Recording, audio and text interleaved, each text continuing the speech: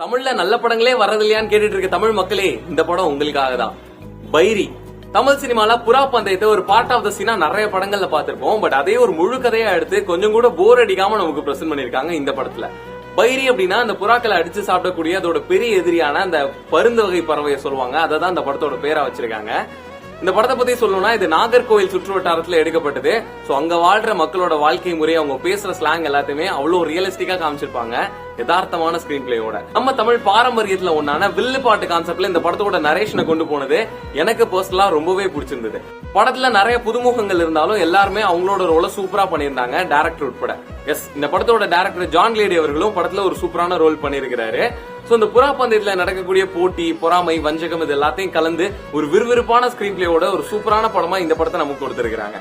And one more thing, இது first part தான், கதை இன்னும் முடியல, ரெண்டாவது பார்ட் வந்துட்டே இருக்குது.